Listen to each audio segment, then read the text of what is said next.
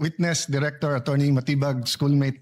Good afternoon, sir, Your Honor. Yeah, just on that point ni Senator Bam, I understand as a law enforcer, as an investigator,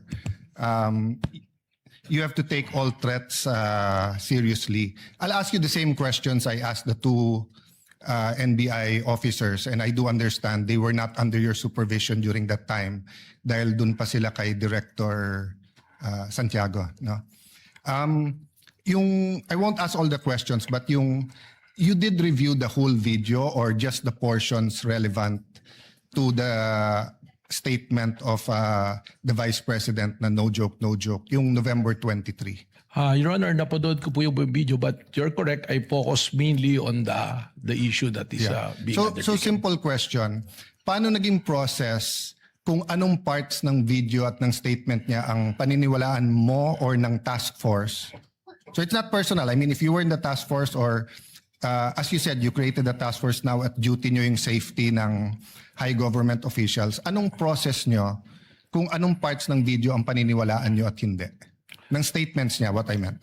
Well, ang ginawa po natin dyan, doon po mismo sa konteksto ng kanyang sinabi na humanap siya ng papatay at inutos niya na papatayin ang tatlong individual at yun po ay pumayag yung papatay at sinabi pa niya no joke, doon pa lamang po ay na pong nakita yung pong ating hinahanap po na mga pwede niyang pananagutan po sa batas. Well, as an appointee of this government, as a lawyer, as an NBI director, I see your point and I get that. But what I meant is that before that statement, sabi kasi niya, kung papatayin ako, I mean, the record will bear out naman yung eksaktong sinabi niya. No? So this is my paraphrase. But ang pagkaintindi ko sa sinabi niya, kung papatayin ako, eto yung tatlong papatayin mo.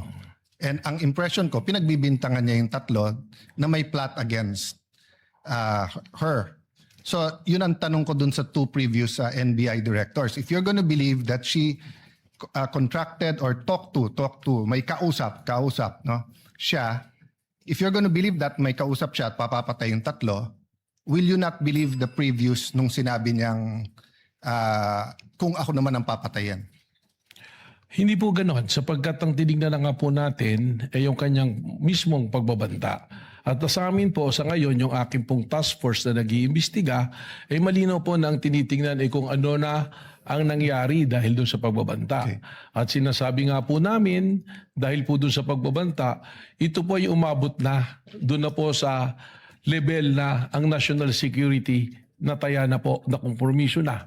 Sapagkat marami na pong lumalabas, tuloy-tuloy na pagbabanta. So doon na po natin ito tinitingnan. Yes. In the same video, she mentioned massive corruption.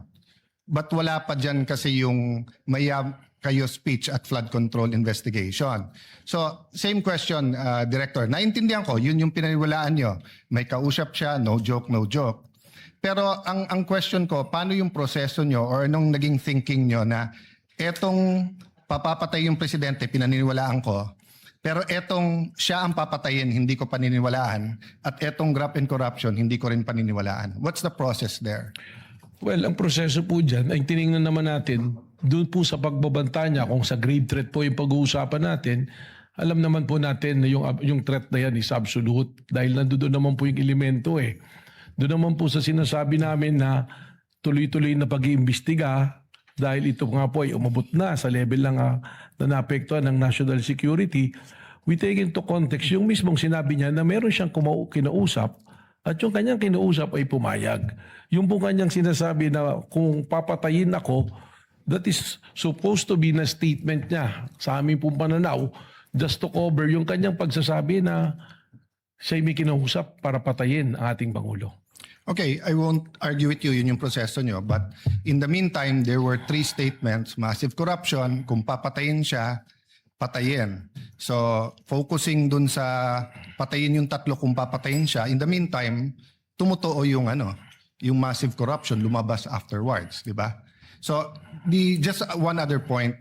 At the beginning of the prosecution's questions to you, and I think the defense had a question about what can you investigate. Can you repeat your answer? as the NBI director and the NBI can investigate, did you say all crimes o yung mga Lahat po ng mga pumapasok sa amin na mga krimen ay amin pong pwedeng imbestigahan, mutu proprio. Ganon din po yung mga krimen na meron pong nagreklamo na araw-araw na may pumupunta sa aming tanggapan para magreklamo. Ito po yung aming iniimbestigahan. At meron din pong mga iniimbestigahan kami na inutos po ng Department of Justice, and by the very nature under the Constitution po ng Office of the Ombudsman, they can delegate the National Bureau of Investigation to... So as a general rule, you can investigate any crime motu proprio. More than the investigation of the crime is also the protection of our nationals. Saka po siyempre siguraduhin na promote ang ating demokrasya hindi nakukompromiso. Yes, but sa investigation lang. So you can investigate any crime. Tama po. Yeah. Isn't that against the Republic Act 10867? The statute that gives you power?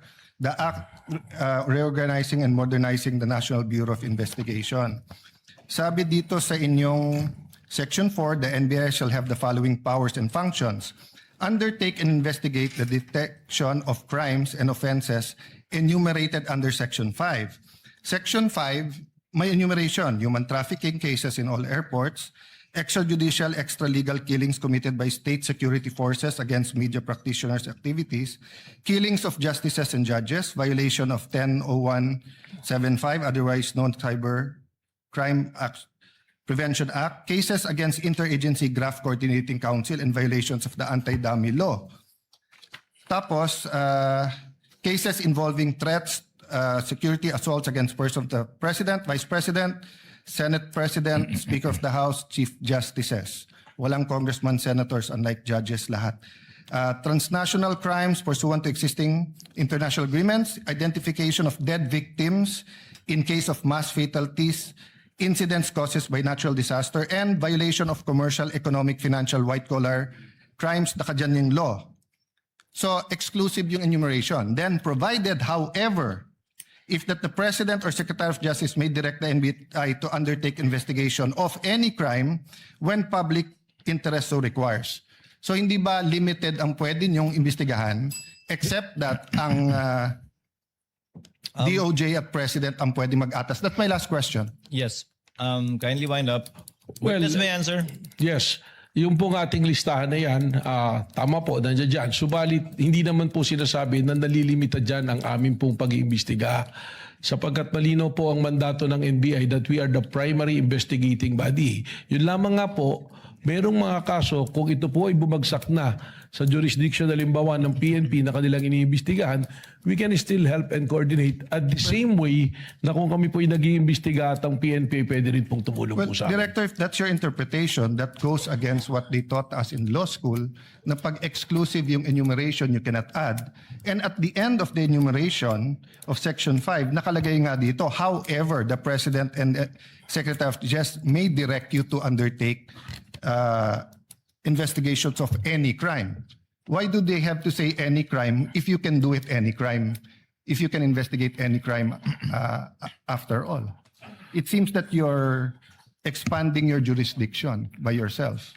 Well, we've been doing po yan sapagkat we have also our primary role to make sure that law and order is being promoted through the NBI din po. Senator Cayetano.